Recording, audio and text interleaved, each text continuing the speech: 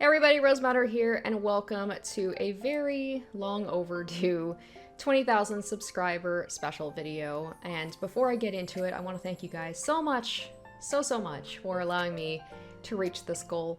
When I started this channel back in 2016, I really didn't know what to expect. I was just doing it for fun, and I wasn't really expecting much of an audience. I didn't expect it to go down the path that it did. But it's been so fun the whole way through, and having you guys there for it is a big part of why this has been so enjoyable. So thank you guys so much. Whether you've been with the channel from the beginning or you are relatively new here, thank you. Thank you so much for watching and supporting me, and I hope that you will continue to watch me for however long I can do this for. I want to keep doing this as long as I can. So yeah, all right. That's enough of the flowery stuff. Let's get into what you guys are here for, which is, as the title suggests, my first ever tier list video. Now, tier lists are very popular on YouTube, and this was something that was recommended by a few of you guys when I asked for suggestions on what I should do for like a 20,000 subscriber video. So I'm going to be going over all of the games that I have done Let's Plays of from 2016. Hopefully I've got them all. I went back, I looked at my playlist. I'm gonna say really quick couple of caveats. I'm not including games I've done live streams on, because then this video would just take forever. There might be a part 2. Maybe I'll do like a part 2 of like specifically my live stream Let's Plays. This is just kind of like the mainline Let's Plays that I've done. So I hope I got them all.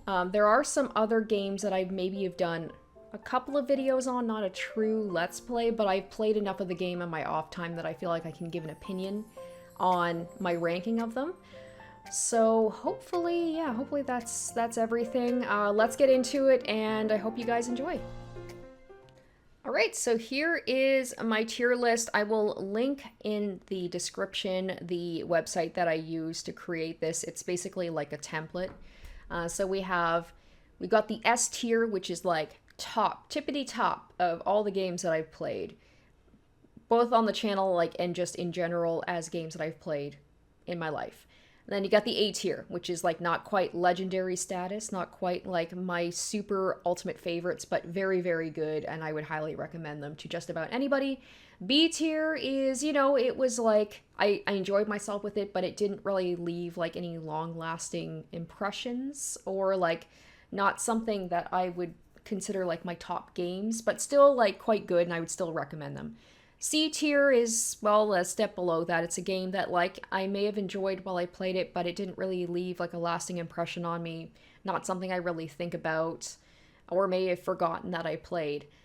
D tier is just like games that are just meh. You know what? I'm gonna be honest with you guys. I don't think there's really been any games, thankfully, on the channel that I have like disliked. So I don't think there's going to be many on the D tier list. I think D is just going to be kind of like my least favorite of the games that I've played, but I can't think of any games where I just dreaded playing it, maybe with the exception of one, but we'll get into that. And then DNF is did not finish. So I don't know if I can give any like true opinions on it, because I didn't play. I mean, I can give you guys my thoughts on them, but I didn't play it through to the end, so it's its own separate tier. So I've got, I think, hopefully all of the games here. So we're going to go through it. This is going to be a long video, because there's at least 30 games that I have. I might even have to make this a two-parter depending. But let's just get right into it. So let's start from the beginning here. So we've got Corpse Party, Book of Shadows. I don't know why that's not... Okay, that's not looking the way I wanted it to. Very professional of me. Very professional of me. Okay, so Corpse Party, Book of Shadows. This one, I'm trying to think, like, where would I put that? I think I would put that B tier. I think B tier. It was pretty good. I enjoyed it. It was certainly different from the original Corpse Party, because this one was more of like, had that visual novel look the whole way through, whereas Corpse Party was more of like that RPG Maker style. It was okay, but it didn't stick with me the way that the first Corpse Party did, but I still enjoyed my time with it. I didn't find it as scary. I think because of the fact with the OG Corpse Party, I had to actually move my character around and interact with things, whereas like with Book of Shadows, it was more kind of like clicking on stuff. So it wasn't as scary, which in a way I do appreciate because I'm a baby when it comes to scary stuff. But I found that like, as I'm thinking about it, the story wasn't quite as memorable for me as the first Corpse Party. So we're going to put on B tier. Still pretty good, but not as good as the OG Corpse Party. So a little bit of a spoiler, I think. All right, next one is going to be The House in Fata Morgana, A Requiem for Innocence, which is the prequel. Oh gosh, this is a really... Oh my gosh. Sorry, guys. I'm like still trying to figure out how to use this thing. Hopefully I can fit all these things in here. House in Fata Morgana, Requiem for Innocence, which is the prequel to the original House in Fata Morgana. I enjoyed my time with it. I think this is also going to be a B tier. This cannot compare to the original Fata Morgana. It can't. It is a good kind of like, almost like an appetizer, or maybe, I guess, a dessert. It's more of a dessert, I think, for people who played the original, because you should play the first one, the original Fata Morgana first, to be able to understand and get more out of A Requiem for Innocence. So Fata Morgana is like the main course, and this is like the dessert. It's like a nice little... You get a little bit more story, you get more backstory into some of the characters, and you get to learn more about them and their relationships, and I appreciate that. And I really liked the kind of side stories as well. But similar to Book of Shadows, I feel like it can't quite compare to the original. Alright, speaking of the original, The House in Fata Morgana. This is, oh boy, like I said, absolutely amazing. This is so good. Now the question is, do I want to put this in A tier or S tier? Oh, this is a toughie. This is a toughie. And the thing is, I can move things around if I like change my mind halfway through. Oh, S or A, S or A. I think I might make people upset. I'm going to put this in A tier. It's very, very, very good. Some people have said, like, this is their favorite visual novel of all time. People may disagree with me on this. This affected me a lot. I cried. I love the characters so much. This is a highly recommend if you guys have not played A House in Fata Morgana. It's very different from the other visual novels that I've played in terms of the style. And the characters are just amazing. They're so three-dimensional, and you change your mind throughout them about the characters. Even the characters who you may not like, they still, I feel like you can have sympathy for them. It's a very sad story, but it's hopeful at the same time. It's just, and it's a long game, as with most visual novels. It is a long game, so you really do learn a lot about the characters, and you spend your time with them, and you become, I don't know, very invested in them. So this is an amazing story, absolutely beautiful. I might change my mind as I go through this. Right now, though, my heart is telling me A tier. Nothing against it. Still amazing. Still probably one of the best visual novels that I've played on the channel. All right. So here's one where it's a little bit maybe of an odd one, because it's World of Horror, which you can't really see it very well against the black on black. But World of Horror, because I didn't do like a full playthrough, but the thing about this game is it's kind of their one-offs. So if you guys have not heard of World of Horror before, it is kind of like a randomized horror, like 80s, it's almost like a D&D kind of thing. It's like an adventure game from the 80s. You have your character has stats. They get into like situations where you have like, you know, your strength, your charisma, things like that, your intelligence, and that can determine whether you get out of situations or not. Everything is randomized, and you are put into like preset situations and stories, but things can change completely from playthrough to playthrough. So I will consider this as me having done a Let's Play of it, and I've played it a lot for live stream games because it's really fun to do a couple of one-offs. So this isn't like a long-term Let's Play situation similar to like my visual novels or things like that. But this is a game that I have done enough playthroughs where I feel like I can put it as a Let's Play that I've done. And I always have a lot of fun with it. It is very frustrating sometimes, the RNG. It really feels like it's screwing you over a lot of the times, but it's kind of fun to just see how much the game is going to fuck you up. If you like kind of Junji Ito, if you like Japanese horror, if you like kind of like that pixel style, the 80s adventure style, I highly recommend this, and it's just a lot of fun. So I'm gonna put this. Oh my gosh, why can't I get this? It's there we go. I finally figured out how to adjust it to make it fit. So there we go. I'm gonna put this in the A tier. I really do enjoy playing this game, and I think I'm overdue to play it again. With October coming up, spooky season, feel like should be doing some live streams of this down the line. All right. Next up, You and Me and Her, which is a horror romance, which I love that combination. It was very affecting to me. This is kind of like the precursor to Doki Doki Literature Club. Like this was kind of, I feel like, the influence. And in my opinion, what little I played of Doki Doki, I feel like this did it better. It made me, also the fact it's a very long game. Doki Doki is a shorter game, so you do have like more time to get connected to the characters, the two girls, Miyuki and Aoi. You definitely have your opinions about both of them, and it really, I feel like I made some of the toughest decisions I have made in a visual novel playing You and Me and Her, and I really had times where like I doubted my choices, which girl I wanted to be with. It really, like, I know it was like these are not real girls, but I really felt guilty with some of the decisions I made. So this affected me. I'm going to put this up in S tier. I really wasn't expecting to like this game as much as it did, but I really, really like this. I think this is probably going to be like definitely top 10, if not top 5 visual novels I've ever played. So I highly recommend you guys, if you have not seen my Let's Play this. I think it's one of my favorite Let's Plays I've done. I feel like I have some good reactions in there, or if you want to check it out for yourself, there is definitely some mature content, as is with most of the games here, so be aware of that, so you know what you're getting into.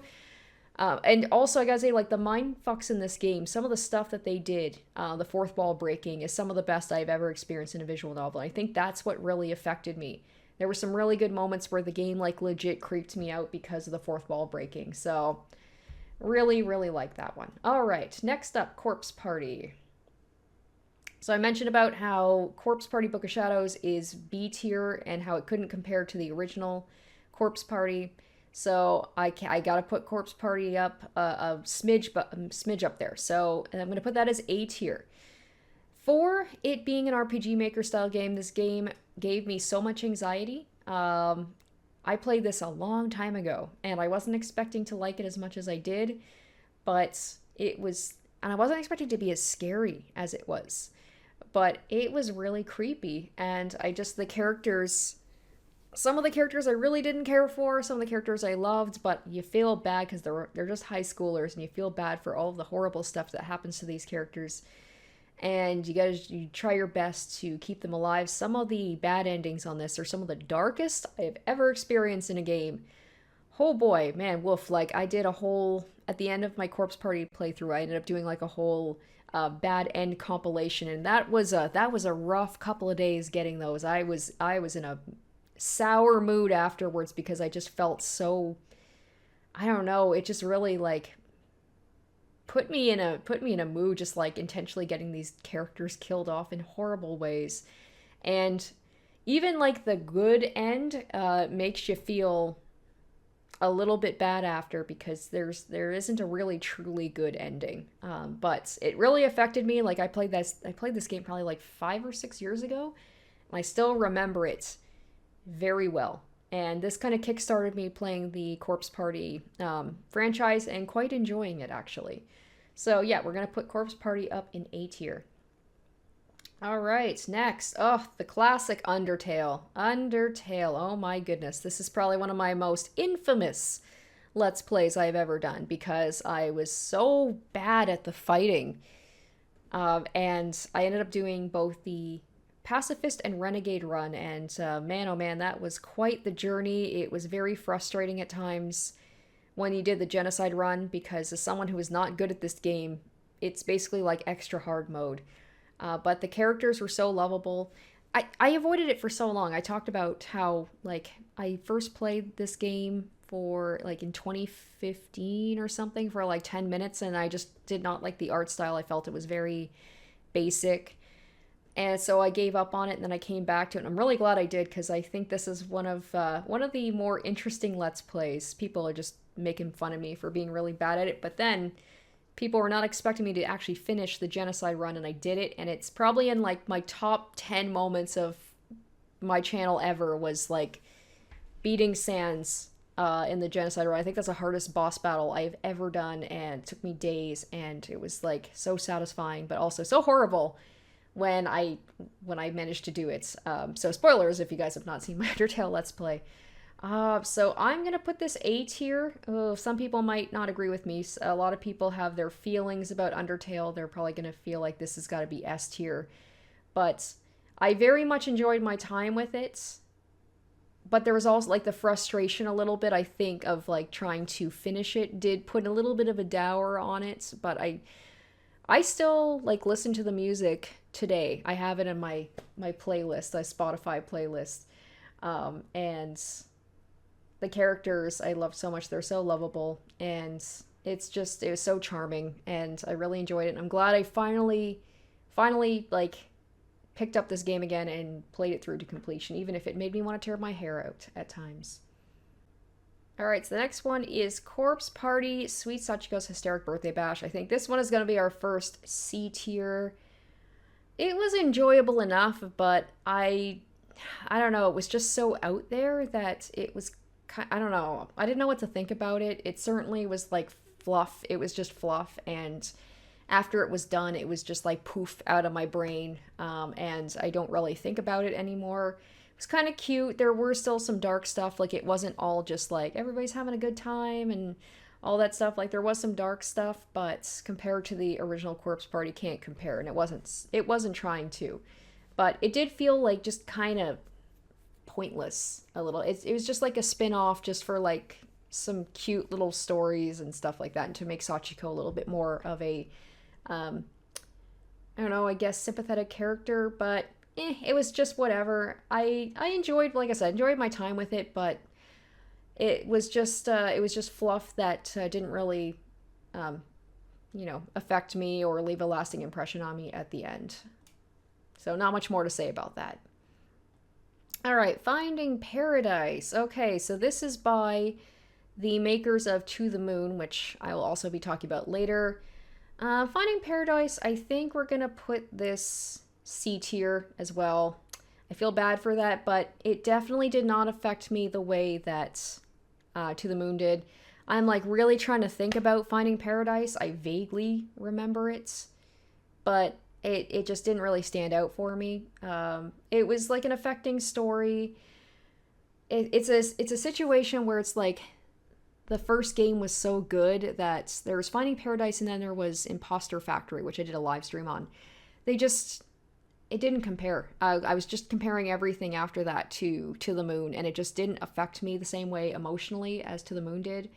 So, as its own standalone game, it's still just okay to me. After I played the game, I didn't really think about it much, whereas To the Moon, I thought about that for a while after, and it just kind of like stuck in my brain. This one, I'm like trying to remember. There's something about like there's a guy who's trying to go to an island. See, like I'm struggling to remember stuff about it. So obviously it didn't leave much of an impression on me.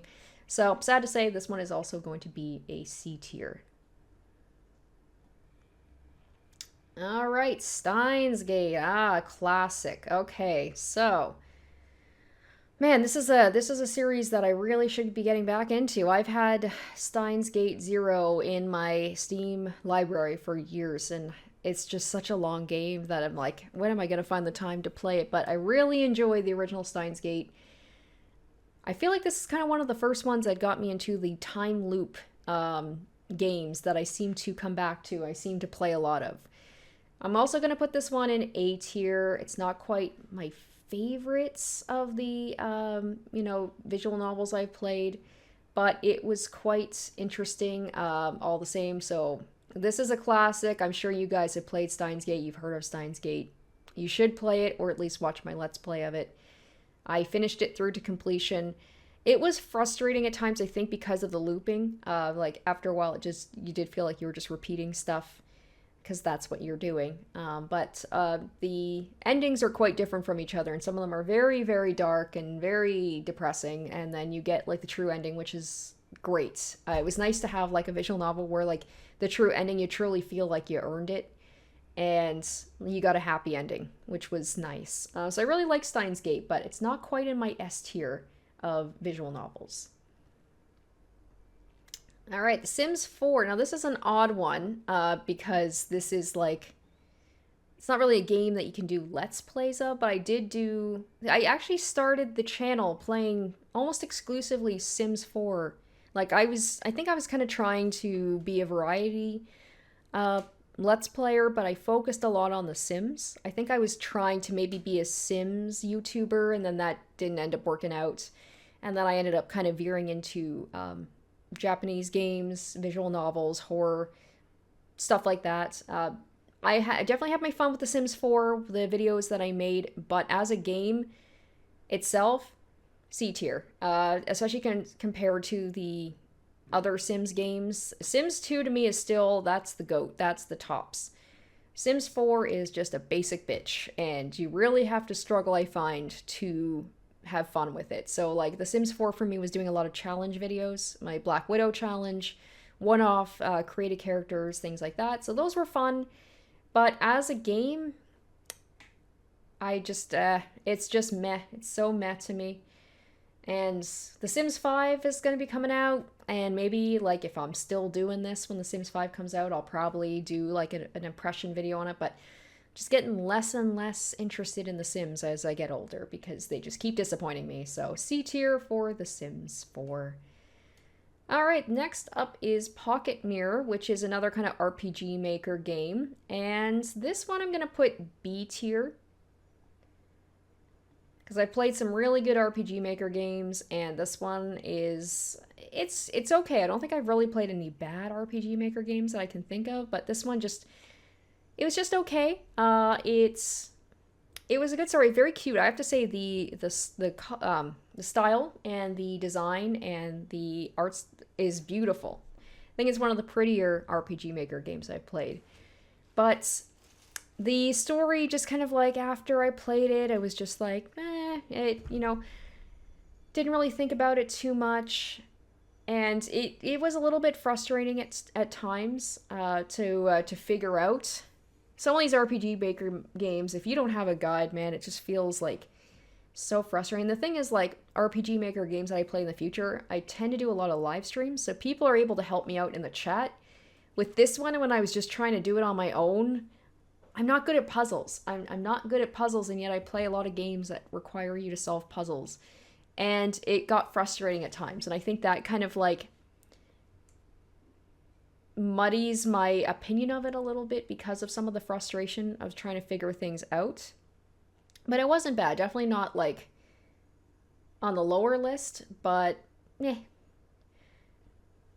Okay. The Somnium Files. This was a really fun game. I really love when, like, a new series comes out, and I'm gonna put this one on A tier. I really enjoyed this one. The characters were so goofy. This is another kind of like going into people's minds and trying to solve mysteries of the past. And the characters like Dante,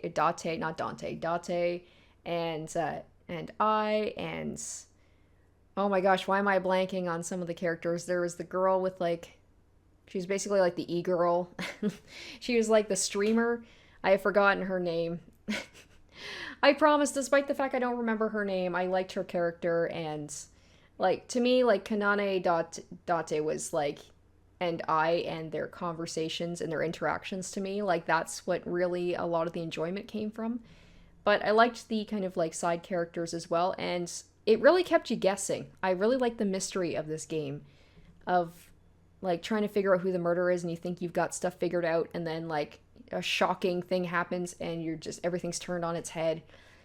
And I just had a really fun time with it. I really liked the mechanics of this. It was something a little bit different, of like going into people's memories and trying to solve like the puzzles inside people's heads. I just thought it was something a little bit different, a little bit unique, and I really enjoyed my time with it. And then sadly, the Somnium Files Nirvana Initiative, this is going to be our first did not finish, sadly. I was having some fun with it. It wasn't quite hitting the same way as the Somnium Files. I think because Dante was gone, and we had like this other guy whose name I can't even remember, and he just like was not the same. I just didn't like him as much. He didn't connect with me, and I didn't like the mystery didn't quite hit as much.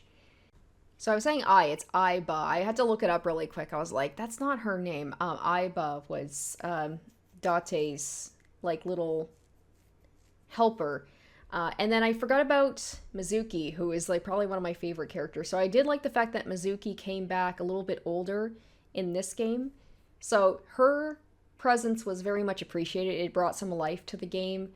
But the story wasn't really connecting with me, and I did end up dropping this as a Let's Play because I just I had too much on my plate. I had too many Let's Plays going, and I didn't have the time for it. So I had to make the decision to axe one of them, and this was like the most recent one I was doing, and I wasn't too far in, so I was like, okay. And unfortunately, I never picked it up after that, so maybe this is a game I'll have to like restart on my own time, but I'm like, I have no idea what I was even doing in this game because it's been a while.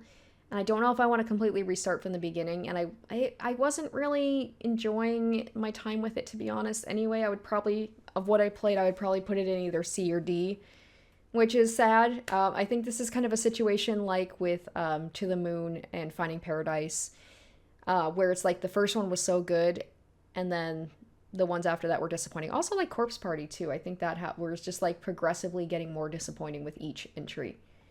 Hey, speaking of To the Moon, I've been talking about this enough, so I think you guys are going to know where I'm going to put this. This might be a surprise. I'm putting this up in S tier. For such a short game, oh my gosh, this is probably one of the most emotional games I have ever played. I cried so much at the end, and it is a game that made me just think about it after. The music is beautiful. The characters, Johnny and River, are just like, like, I just love this game so much. I was not expecting to love this game as much as I did, and even going into this, I don't think I was expecting to put up an S tier, but, like, as I just keep talking about it, I was like, I loved it. It was so affecting. And despite the fact there were puzzles, you think a game that had, like, puzzles, granted, minor puzzles, but there's not a lot of gameplay. It's basically you just go through an old man's memories, and you have to try and discover why he wants to go to the moon before he dies. And it's basically just going back in his memories and solving minor puzzles, but it's just, as you learn about his life and you start to make connections and things start to click, it's just this aha moment of like at the end of why he wants to go to the moon, and his relationship with his wife River is just, it's beautiful, and I just loved it so much. So yes, To the Moon is my second S tier of the game so far.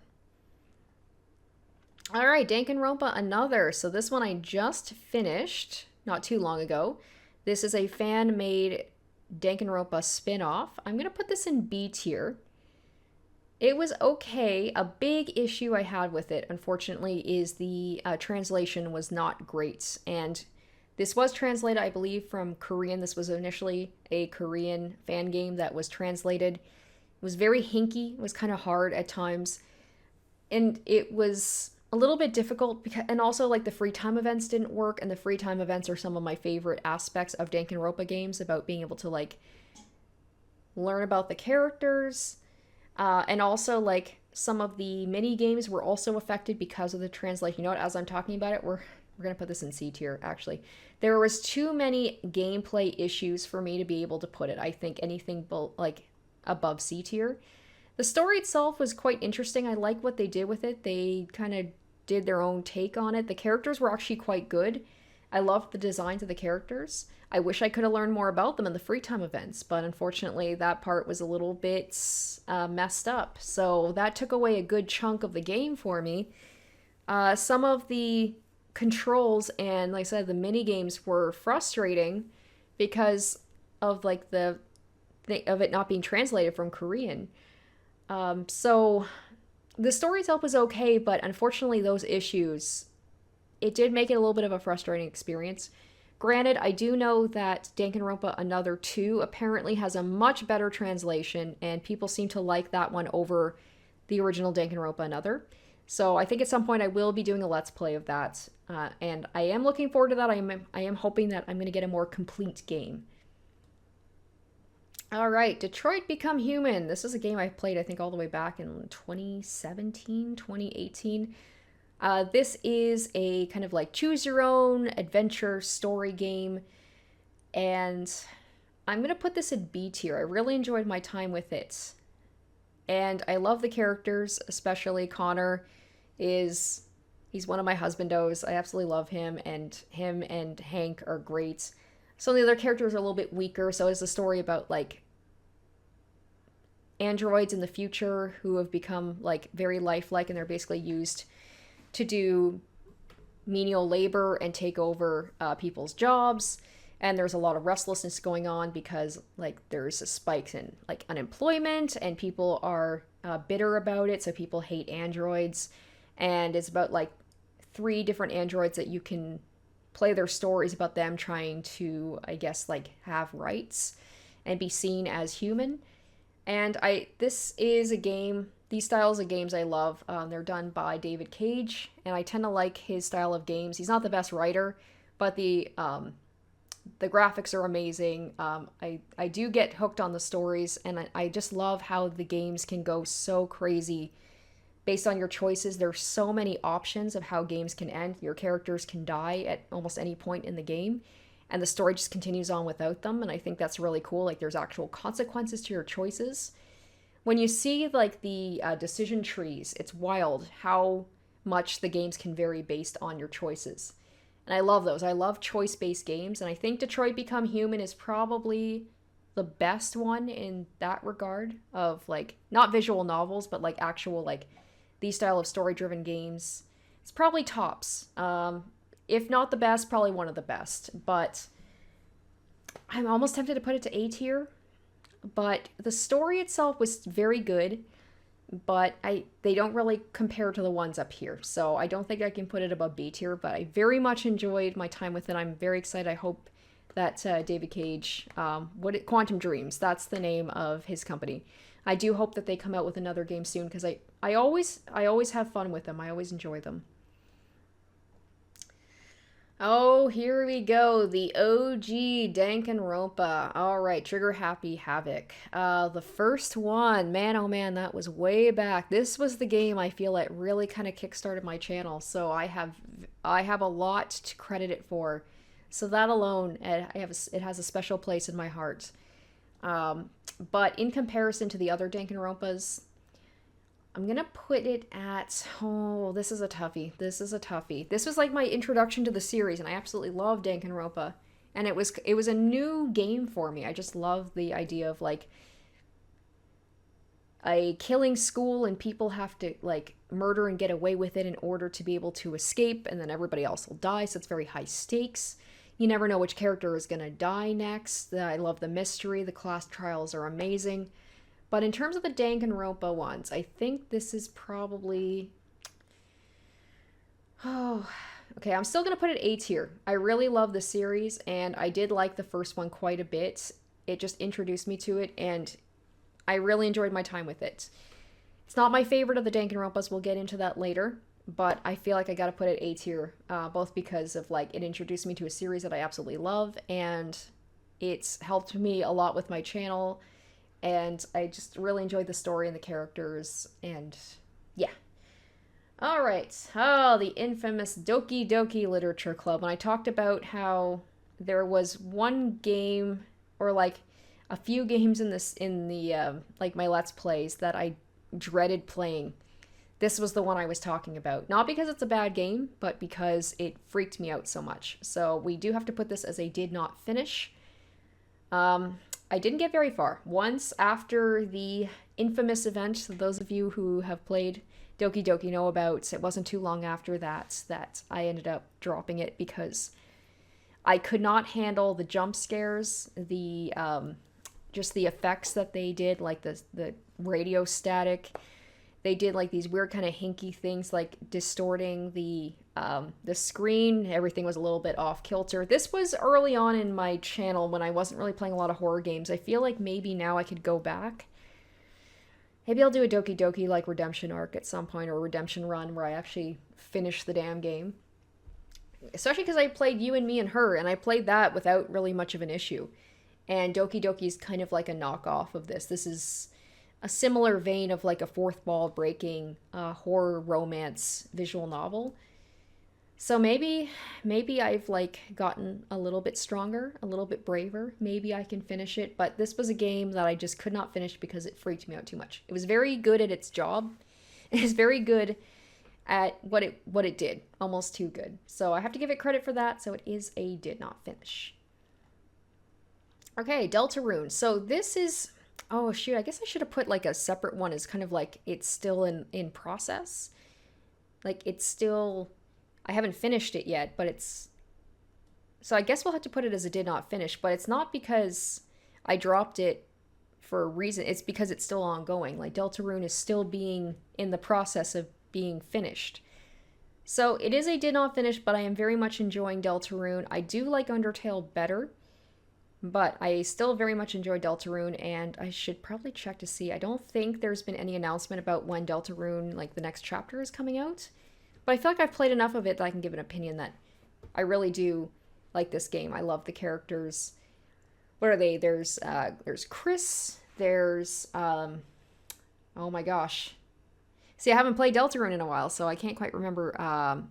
Okay, it was Susie. I was like Lucy, something like that. Susie and Ralsei, and also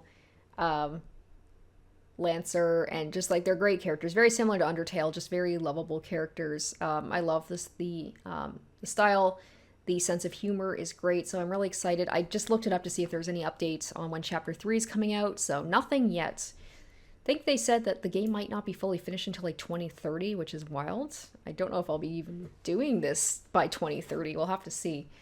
But yes, Deltarune is still in the process, but I'm enjoying it. I do have to say that, which boss was it? It was the bonus boss of the first chapter, I think. I was able to beat Sans. I couldn't beat him. I was able to beat, what was the other one? Mega something. I was able to beat him the second chapter's bonus, and he was very hard too. I think it took 6 hours to finish his boss fight, but the first one, I'm gonna have to look that up too. It was fucking Jevil. I hated him so much. I tried so hard and I couldn't beat him. Spamton was the second one. I was able to beat him after much effort, but Jevil I could never beat him. I'm still salty about that. But yeah, I still am really liking Deltarune. I'm hoping we are going to get an update on the third chapter soon, because I kind of forgot what happened in the previous game. Yeah, so okay. Hopefully we get some more Deltarune news soon, but I'm really enjoying my time with it so far. Okay, so next is Pokemon Soul Silver, Heart Gold, same diff. I did a Nuzlocke on this, and I had a lot of fun with it. So that's technically a Let's Play. I did finish the game, and also I've played this game quite a bit on my off time. This to me, let's try that again. This is S tier to me. This is one of my favorite games of all time. Way, way, way back, I think my first year of YouTube, I did a special where I talked about my top 5 games of all time, and Pokemon Heart Gold and Soul Silver is on that list. So very nostalgic for me. It's my favorite Pokemon game ever. I love it so much, and I don't have much more to say about that. But I come back to this game every once in a while and just do another playthrough of it because I enjoy it so much. Okay, next we have another Danganronpa game. So this is Danganronpa Killing Harmony. Now this one is, as much as I enjoyed it, I would say this is my least favorite of the Danganronpa games. Mostly because of the ending. I know that the ending of Danganronpa 3 is very controversial. Some people love it, some people hate it.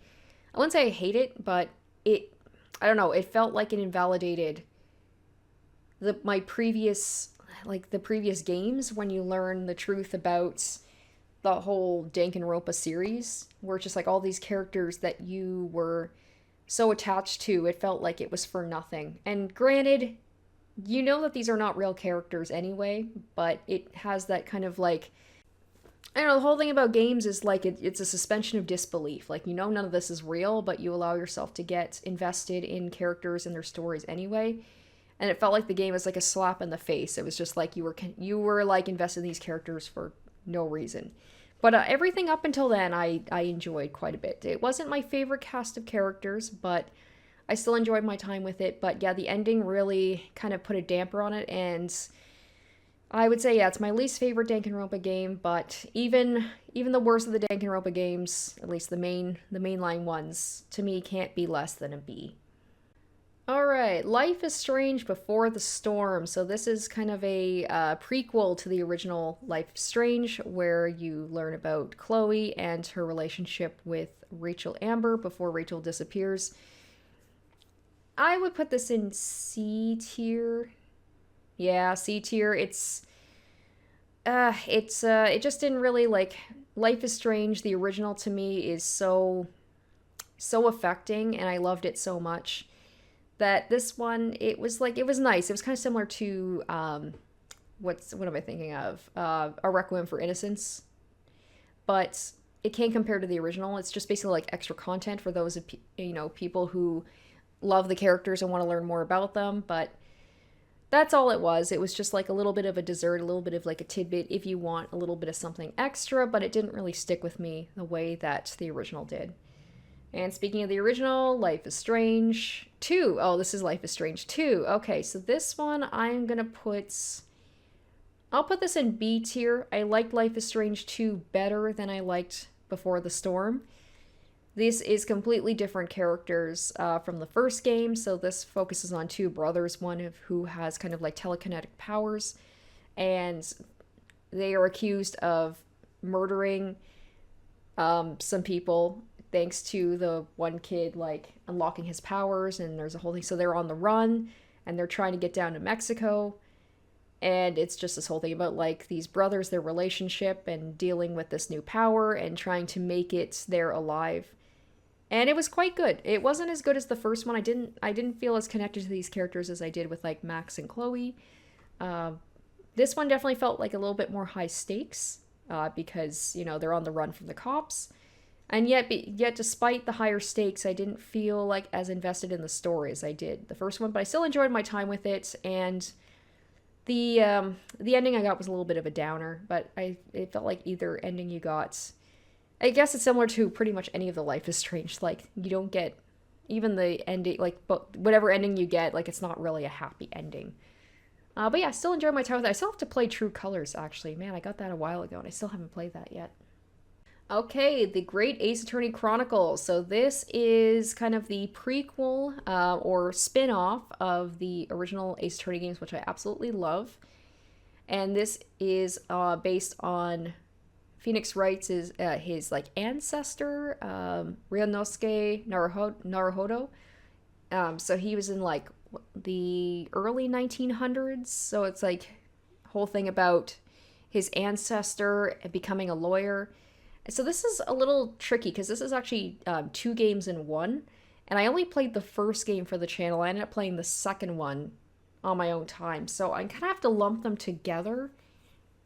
And I really enjoyed it. I really liked it. I love the characters. Herlock Sholmes is like one of my favorite characters in the Ace Attorney series. And I liked Ryunosuke as well. And what is his assistant? Susato or something like that? I really liked her too. So I think I'm going to put this, overall, the two of them together, I liked the second game in the series better than the first one. But overall, the two of them together, I'm going to say A tier.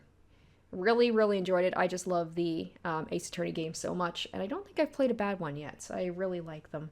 Okay, the infamous Saya no Uta, Song of Saya. Oh my gosh, this game, holy shit.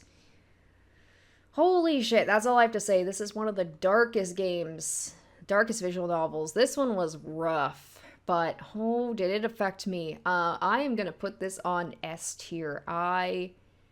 This affected me, man. Like, this game had me thinking about it long after I stopped playing. It was rough to get through. It was repelling at times, but it was intriguing at the same time. I just like felt like I was playing a horrible person, which is an interesting experience to play a protagonist that I actively did not like and I didn't want to win, quote unquote. So it's usually like when I play the protagonist, I really enjoy the protagonist as a person, but this one was a little bit tough because I just like he just turns into a monster. It's about this guy who gets into a car accident and his like brain is affected that everything he sees is just gore. Like the people in real life, to him, are monsters. The world is covered in gore and blood. And then he meets this young girl who is beautiful and is the only thing that is normal looking in his life, and he becomes obsessed with her. And I won't spoil it any more than that, but the two of them just do horrible things in order to want to be together and live their happy life. And, it was one of the rougher ones. The first episode, I wasn't sure I was going to be able to finish it, but I'm very glad I did, and it ended up being one of my favorite visual novels. All right, so next we have Fate's Stay Night. So this one is once again, did not finish / in the process of trying to finish, and I'm really liking it so far. So if I had to like rate this, it'll probably be A tier so far. Could go up to S tier. I'm still pretty early in, so we'll see how things go. But I really enjoy the Fate series. I started by watching the anime Fate Zero, so I already knew about like the world of Fate, and I know there's a lot more to it. Fate is a very big series. It's a little confusing how many spin-offs and stuff there is, but I'm enjoying my time with it so far. And I'm really looking forward to seeing like the different endings. This one's going to take me a while. It's going to be a while before I finish this one, but I'm really enjoying this one. Okay, and another one that is currently I am working on is Master Detective Archives Rain Code from the creator of Danganronpa. So this is once again in the did not finish / in the process of finishing. This one I am liking okay. I'm not liking it as much as Fate. I don't like it as much as Danganronpa. It's about, you're like a detective who has amnesia and you solve mysteries and you have special powers. And it's okay. I'm liking it. I will definitely, I'll finish it. But it's just, I was really excited with the Danganronpa style. I guess I was going through, a little bit of, a Danganronpa, I don't know, drought or whatever, despite playing Danganronpa Another. But it was, I was looking forward to seeing it from, the main person. I was like, oh my gosh, the characters, the art style, it's all Danganronpa. But the style is quite different. But I didn't want it to be just Danganronpa again. But I'm not liking it as much. But I'm still having fun with it. But it's, I can't compare to Danganronpa. But I am enjoying it so far. Okay, Amori. Oh my gosh. You want to talk about a fucking emotional game? Holy shit. Boy, this one... Is this going to be A tier or is this going to be S tier? I think we're going to put it A tier, but oh wow, this one made me cry. This one was, the art style is beautiful. The characters I love so much. It's so sad. It's about, dealing with, you're a character who basically shuts himself out from the world. He is, what is the term, the Japanese term for a shut-in? Amori is kind of I think it's a play on that. I'm just gonna look that up really quick. Okay, so it's a play on hikikomori. That's the term for someone who doesn't just basically stays in all the time and doesn't want to go out and do anything. And then you learn he has it's almost like he has a world inside of his head when things were better with his friends who when they were kids, and then obviously something traumatic happened that's had him become a shut-in, and his friends kind of left him and they all went their separate ways. And you go into this fantasy world and you learn through that exactly putting the pieces together about what happened with this friend group to kind of separate them. And it's absolutely tragic. And I really liked, it's an RPG Maker style game, but what really was cool about it was the fighting, the battle system was so different. It was based on emotions. Amori is very much emotion based. And I just really liked it. I thought it was a really cool twist on your standard RPG fighting. And I really liked that. And oh my gosh, the ending just kind of hits you like a truck once you connect the dots and you learn what happened. And it's just, I recommend this to just about anybody. I think it's an amazing game and you should play it if you haven't already. All right, this one is kind of random. Persona 5 Dancing in Starlight. Yes, I did do a playthrough of this, and it was okay. I think we're gonna put this in C tier. I loved the Persona 4 dancing game, and this one just wasn't as good. Actually, so I bought the 2-pack. I bought the Persona 5 one, and so it was Dancing in Starlight, which is Persona 5, and Dancing in Moonlight, which is Persona 3. And I've never finished Persona 3, but I actually preferred the music more in Persona 3's one than Persona 5. But of course, because I knew the characters from Persona 5, I got more out of it. I did like their little interactions with the characters, like just having their chats and stuff, and everything. It's just a fun little game. Like, it was cute, but kind of wish I hadn't bought it full price. Like, I could have waited and got it at a discount.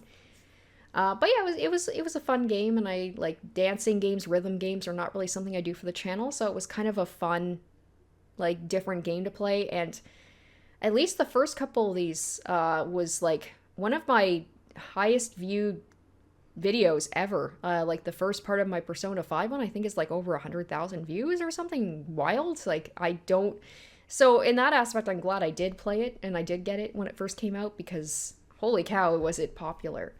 But yeah, it was just an okay game. I really preferred the Persona 4 dancing game more. Okay, the Stanley Parable. This was this is an interesting game.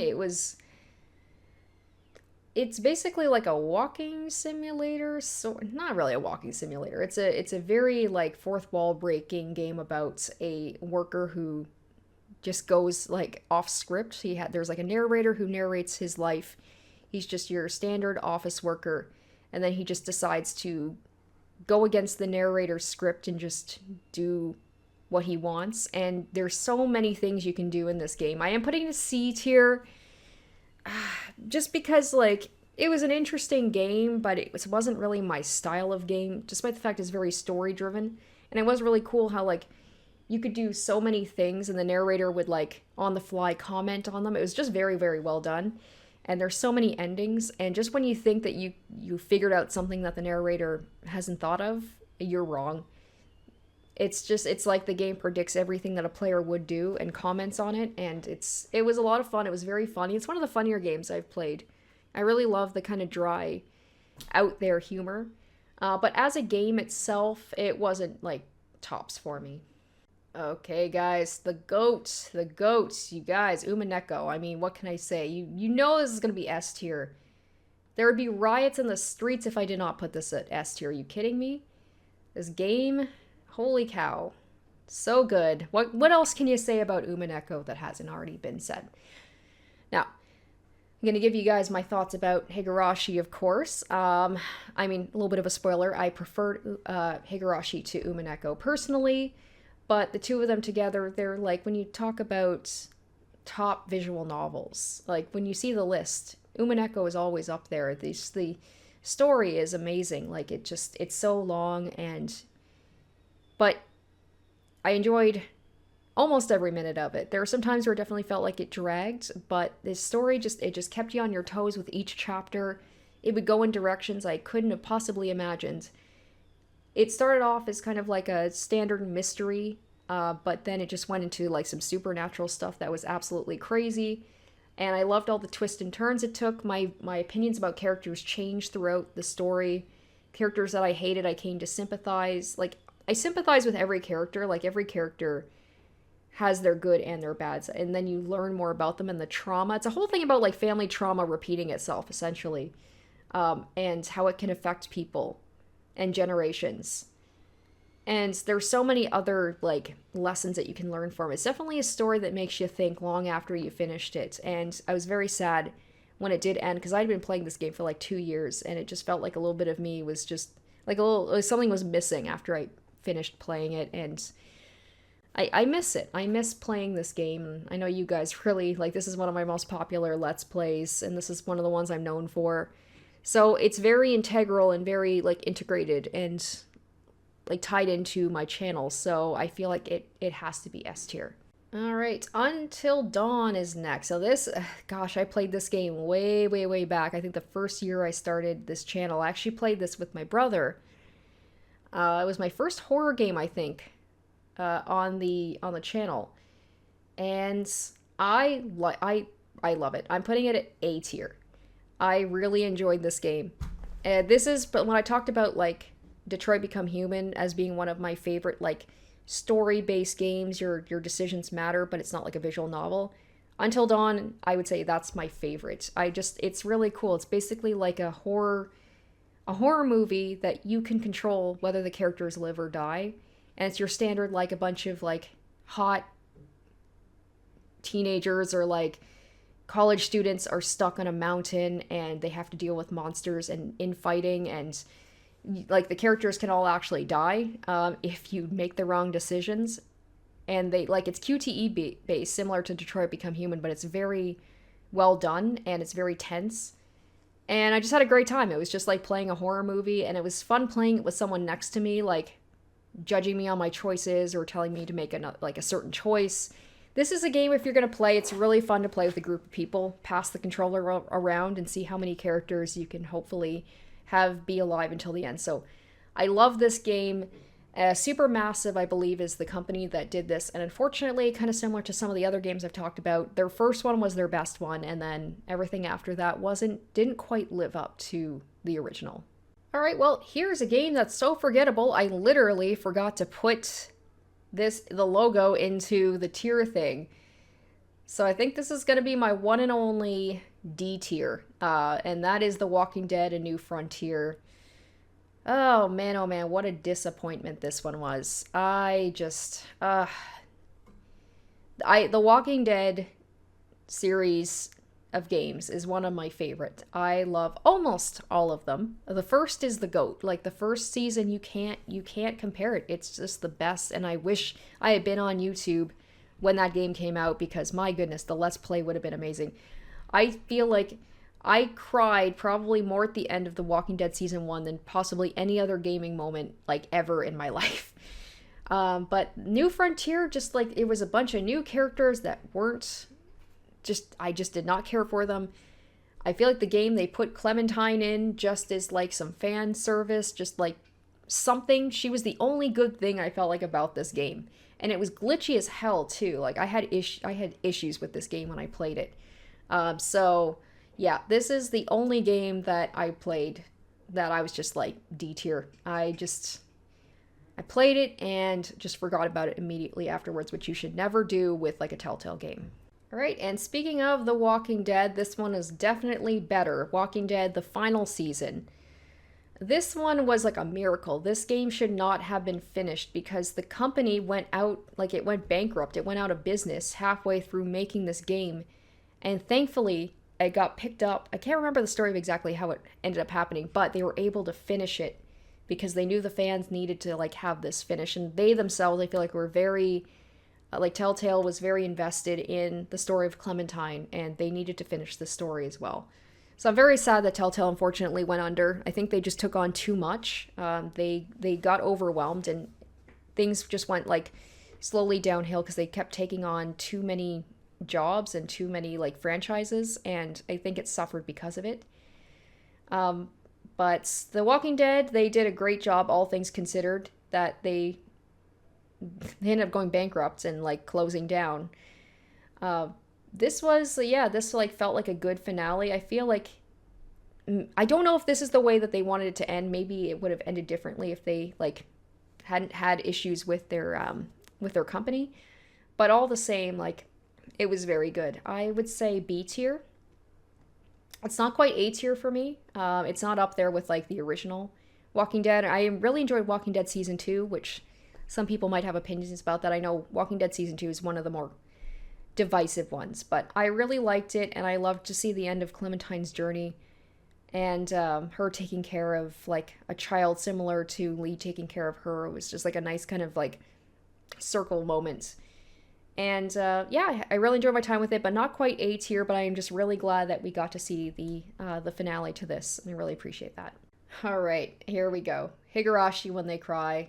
I mean, another one of the GOATs. This one, to me, this is S plus tier. Higurashi is my favorite visual novel. Possibly one of my favorite games, favorite stories in a game of all time. I love this series so much. It is peak for me. It's just like stories that had me hooked in. I granted the first few hours, it was kind of your typical slice of life. High schoolers who are in a small town, so it seems like it's a small town, just like pleasant, nice thing. They're just getting into hijinks. It's just these friends just with their little club and playing games, and then everything just fucking goes off the rails like 8 to 10 hours in, and it doesn't slow down after that. And similar to Umineko, you just don't know which way it's gonna go, and it just surprised me so many times. It shocked me so many times. It probably has some of my best what the fuck moments of any game that I've played on the channel. And Higurashi, similar to Danganronpa, this is one of the games that like helped me get my audience that I have today. Like this is probably the playthrough, the Let's Play I am the most proud of. I think I am known as like I am the Higurashi / Umineko Let's Player. That sounds really, I didn't mean for that to sound egotistical. I mean, like, of all the games I played, like, that's kind of what I'm known for. And Higurashi specifically, like, I think it's my favorite Let's Play, and I felt like, I don't know, I really hit my groove then, and I'm so proud of it. And this game, like, just the story is just, it's so good. The characters, I love them so much. They're like my children, and I didn't want them to get hurt, but they just kept getting hurt over and over and over again, and it was heartbreaking. But getting to the end, getting to the future that they all worked so hard for, it was just worth all of the pain. And it, similar to Umineko, I felt so empty after it was done. I was like, what do I do now? Except in that case, I'm like, all right, I'll jump into Umineko now. But yes, Higurashi, what more can I say about it than, like, it's my baby. I love it so much.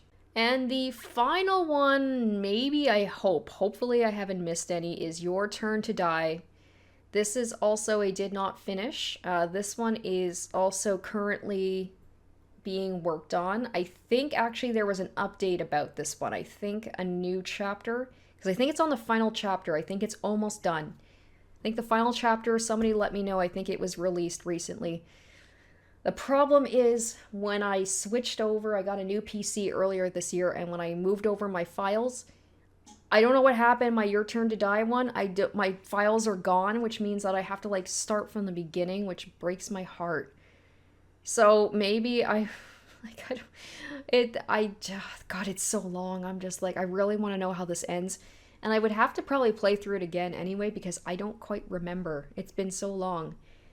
But I really love this. Your Turn to Die it's a kind of a death game. It's like a Danganronpa style game where it's just like people are all trapped together and they have to figure out puzzles and like kind of do trials and determine like who the murderer is and all that stuff. And it's very similar, but it's an indie game and it does its own thing. It does have like a different style, and it does things that are like unique to it. And I really did enjoy my time with it, but I'm just like, the idea of having to restart the game again, it's like, oh man, that's a lot. But I might have to do that because I really was invested in the characters, and I really do want to see how the story ends, because similar to Danganronpa, just a lot of like twists and turns, and very sympathetic characters as well that I really enjoyed.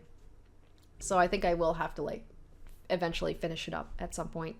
All right, there was one game I forgot. I was like looking back at my playlist, and I'm like, it feels like there's something missing. Technically, Higurashi Rei is a separate one from the original Higurashi. It's like a spin-off. I'm going to put that one, it feels weird to put Higurashi anything in a B tier, but I'm going to put that in B tier because it just, like, it was a fun little, like, side story. That's all they are, basically, is like a couple of, like, bonus chapters. I know people tell me there's a ton of Higurashi bonus chapters. I'm not done with Higurashi, I know this. It's just finding the time, and also it's a little confusing about, like, which are the best chapters to read, which ones are kind of more important than other ones. People have told me before and I've forgotten. So I should probably get back to, like, at least reading through some of the other Higurashi chapters, like bonus ones, because there's, like, at least I feel like 6 more. It's a little overwhelming, but like Ray was a nice little collection of stories ranging from like kind of dark ones, to, like Rika getting killed and having to try and find her happiness again and like finding the world that she was in again, or making a decision to stay in a different world where things aren't quite as good for her, but they're good for all, like better for all her friends, to some really goofy ones, like one about this magical item that makes people fall in love with them. And then there was just like a really, there was just some out there ones. So as like a little bit of kind of a side story, it was okay, but it can't compare to the original Higurashi. Hello, Future Rose Matter here. So while I was editing, I was ashamed that I missed a pretty big game, and I'm sure you guys noticed it too. I knew I was going to miss one. Talking about Danganronpa being kind of one of the seminal series for the channel, and yet I didn't put the best one, which is Danganronpa 2, Goodbye Despair, which is my favorite one. Absolute favorite one. I feel like the cast of characters is my favorite. It had, in my opinion, overall the strongest chapters, with the exception chapter 3. I think if this one was my least favorite, possibly of all of the Danganronpas, but it definitely made up for it with all of the other like the chapters, the mysteries, the class trials, especially the last one. Oh my gosh, that one is probably my favorite one. The ending of this was actually quite good. It still turned everything on its head for sure, but in a way that didn't piss me off like V3 did, and didn't make me retroactively like the games a little bit less like V3 did. So with that, where am I going to put it? I think I'm going to put this up on S tier. This is definitely, like, to me, this is the best Danganronpa. This is the most fun one. I love the setting. I don't know, I love the tropical setting too. I just love the characters. And yeah, I'm so ashamed. I can't believe I almost forgot this, but at least I noticed it before, because I know there would have been riots in the streets if I had just completely forgotten to put it. All right, so there we go, guys. That took some time, but that is my tier list for the games, all the games that I have done Let's Plays of, at least that I can remember, since 2016. Having them all here, I was like, wow, that's a lot of games. And that's not even including the ones I've done like one-offs of, or like live streams. There's been so many games over the years. So if you guys would like, maybe I can do a spin-off one where I talk about like all the games that I've done live streams of, because that's gonna take like probably another hour to get through. But I hope you enjoyed it. I hope you enjoyed like a little bit of something different from me. This was a lot of fun to do. Might do more tier lists than, you know, down the line. Maybe you guys can give me recommendations for like other like topics that you would like to see me do a tier list on. Maybe like anime that I've watched. I could do like an anime tier list as well.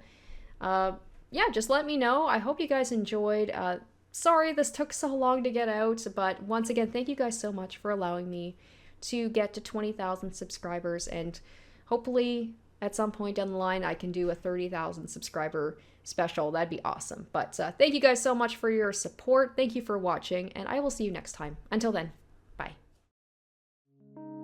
Special shout out to my top tier patrons: Emily Hornsby, Zoran Ether, Revealing Storm, Asborn Kennedy, Icognito, and Harry Gazif.